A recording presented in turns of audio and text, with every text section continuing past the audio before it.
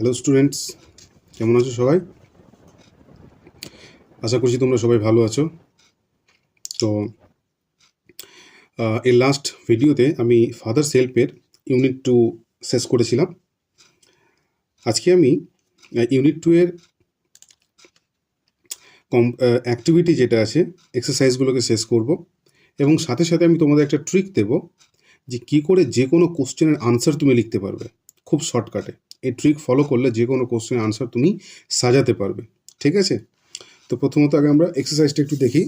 একটু আমি হালকা করে রিপিট করে দিচ্ছি ইউনিট 2তে কী ছিল।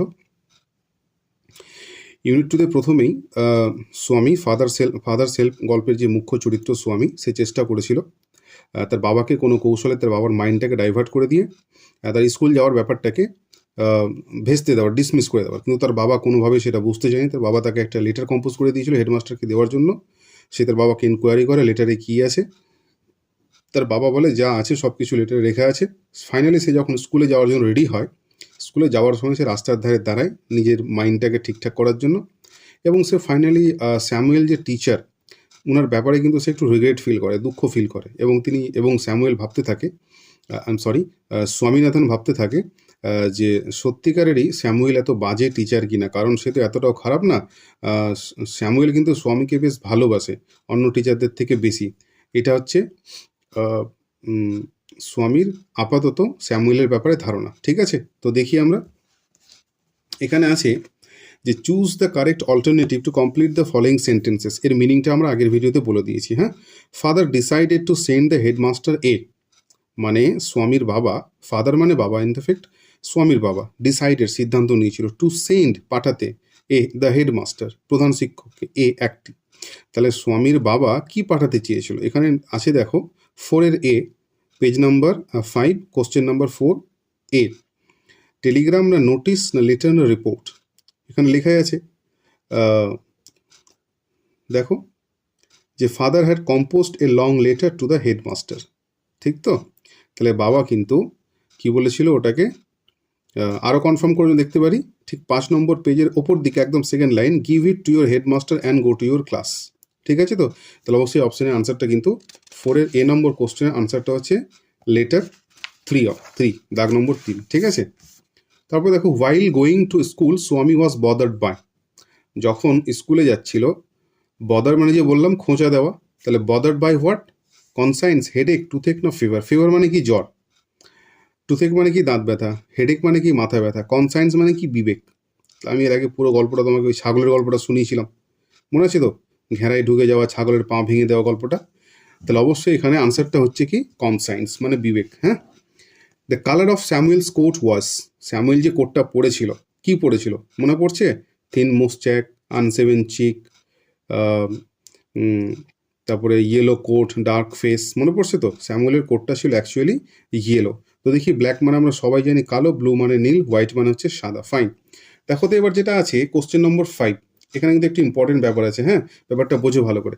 Complete the following sentences with information from the text. এই যে লাইনটা, এই লাইনটা আর ওইদিকে যেটা আছে যে choose the correct alternative to complete the following sentences, এই দুটো লাইনের মানে তোমরা, মানে এই দুটো লাইন তোমরা প্রায় প্রত্যেকটা চ্যাপ্টারেই তোমরা পাবে। হ্যাঁ, তো একটু ব্যাপারটা ভালো করে দেখে নিও।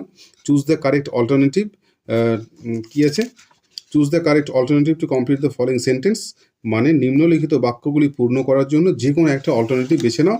আর হচ্ছে complete the following sentences with information from the text, মানে গল্প থেকে, বই থেকে তথ্য নিয়ে সেই নিম্নলিখিত বাক্যগুলি পূরণ করো।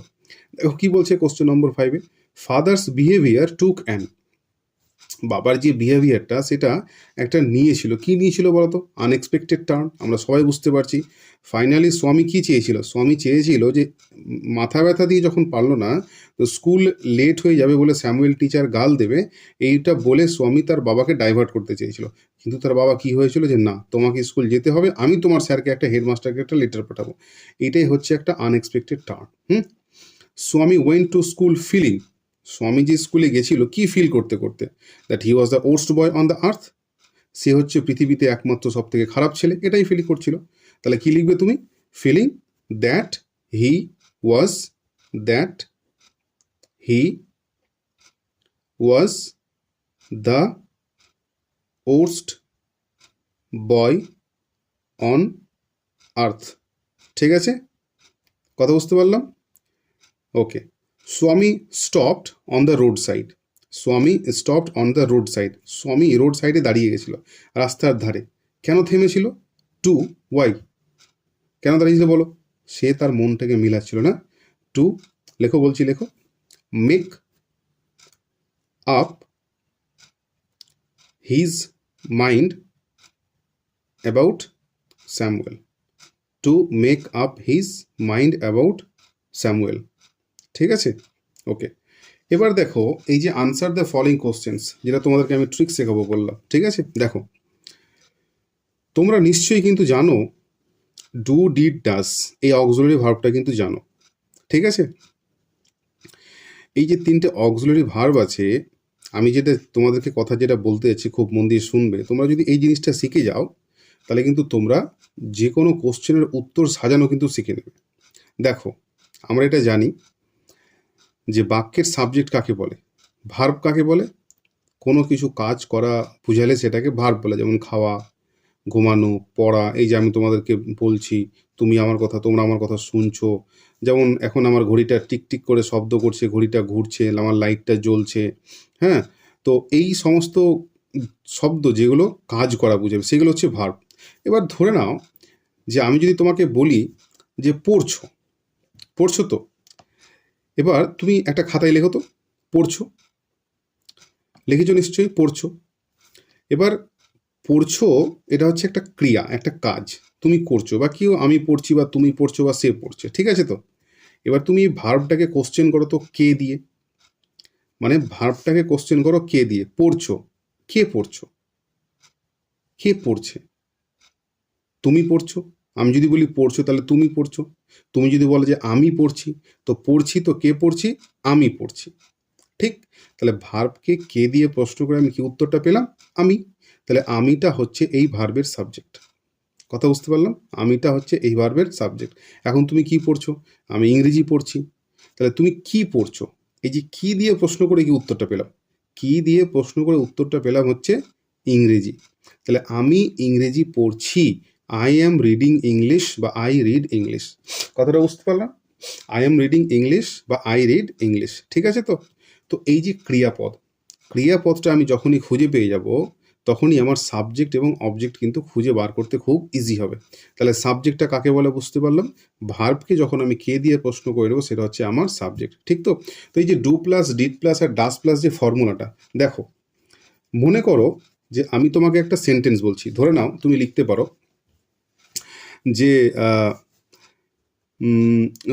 আচ্ছা, এই 6 নম্বর কোশ্চেন 1 নম্বরটা দেখো, হোয়ার did father put the litre. ঠিক আছে তো? আচ্ছা, তুমি একটা কথা লেখো আগে, লেখো 1 নম্বর দাও তো। 1 নম্বর, ডু, ডি ও ডু একটা প্লাস V1 সমান সমান V1। ডু প্লাস V1 মানে ভার্ব লিখে আর নিচে ছোট্ট করে একটা 1, মানে যেমন অঙ্ক যেমন তোমরা লেখো 2 এর মাথায় স্কোয়ার, 2 এর মাথায় কিউব, তেমনি ভি এর নিচের দিকে একটা 1। 2 প্লাস V1 সমান সমান V1। আবার লেখো ডু প্লাস V1 সমান সমান V1 হলো। এবার লেখো ডিড প্লাস V1 সমান সমান V2 হয়ে গেছে। ডিড প্লাস V1 সমান সমান V2, হ্যাঁ এখানে V2 হবে।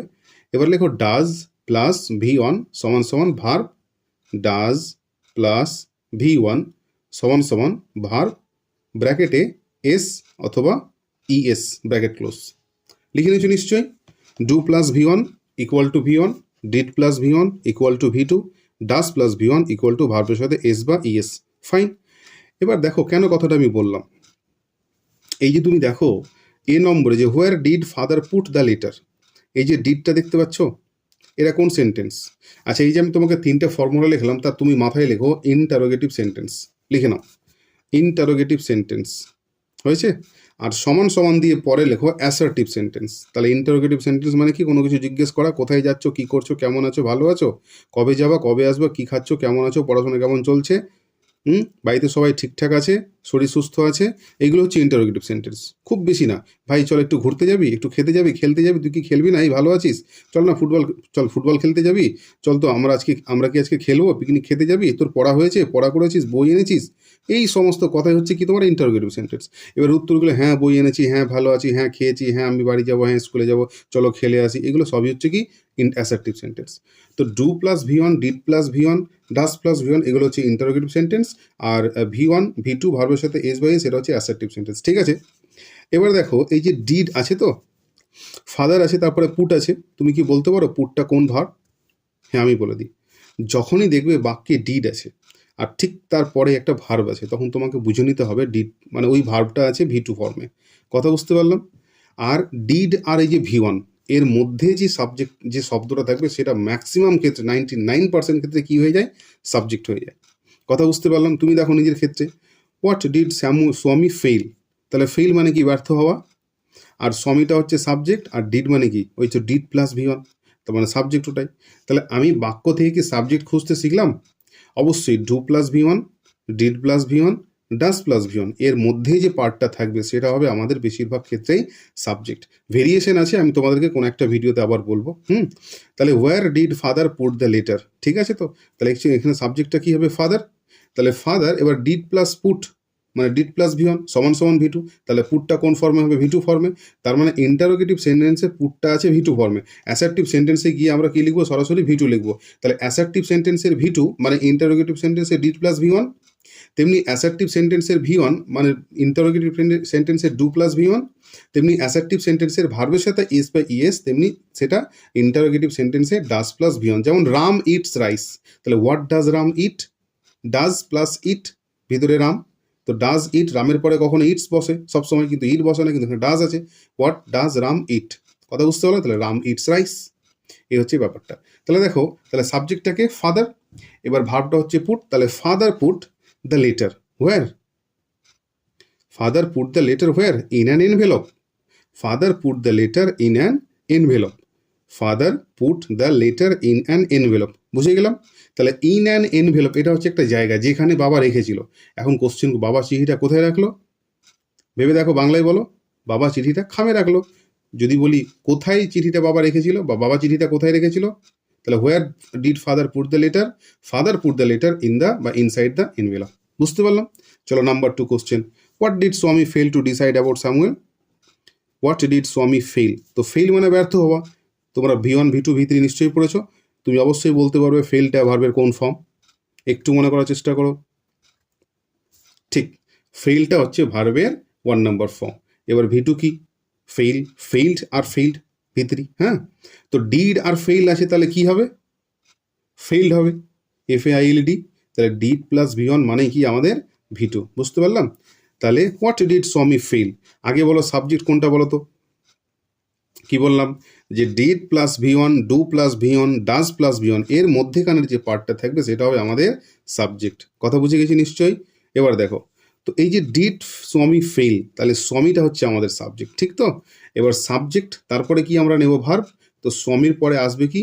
ফেলটা ফেল্ড বসবে না, ফেলটা হয়ে যাবে ফেইল্ড, ঠিক আছে?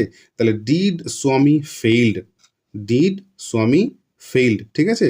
তো স্বামী field two decide about Samuel, হ্যাঁ না? তাহলে what did Swami fail to decide about Samuel লিখতে হবে যে স্বামী fail to decide about Samuel that, অথবা ইফ লিখলে better, if Samuel deserve the allegations made against him in the letter. If মানে কি বলো তো? ইফ মানে হ্যাঁ বা না। ইফ মানে যেমন তুমি তোমার বন্ধুকে জিজ্ঞেস করবে যে যদি সে স্কুলে যায়, তাহলে যদি যায় মানে কি? যাবে কি যাবে না? হয় যাবে, না হয় না যাবে। তো ইফ মানে হচ্ছে এটাই। তাহলে থেকে কি লিখবে? যে স্বামী fail to decide about Samuel if Samuel deserve the allegations made against him in the letter. ঠিক আছে, একটু স্কিপ করে লিখে নিও। হাউ ডিড স্যামুয়েল লুক, এই যে কোশ্চেনটা, এই কোশ্চেনের আনসার তোমরা কমেন্ট বক্সে দেবে। যদি মনে হয় পারবে না, লিখবে কমেন্ট বক্সে, স্যার আনসারটা করে দেন, আমি অবশ্যই করে দেবো। ঠিক আছে, তো আপাতত এখানে থাক। আমরা পরের একটা ভিডিওতে অবশ্যই ইউনিট 3 কভার করব। ঠিক আছে, আমাদের বইটা শেষ করতে খুব বেশি দেরি লাগবে না, 1 মাসের মধ্যে আশা করছি শেষ হয়ে যাবে।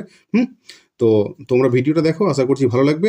আর ডু প্লাস যে আমি যে ফর্মুলাটা দিলাম সেটা দেখে তোমরা ট্রাই করো, কেমন লাগছে জানাবে, কমেন্ট অবশ্যই কমেন্ট করবে। ঠিক আছে, আর শেয়ার করো, সাবস্ক্রাইব করো, লাইক করো, কমেন্ট করো, আর ওই সমস্ত বন্ধুদের কাছে পৌঁছে দাও যারা ভালো করে টিউশন পড়তে পারছে না, যারা ভালো মিশনে ভর্তি হতে পারছে না, তাদের জন্য প্লিজ। Okay, thank you.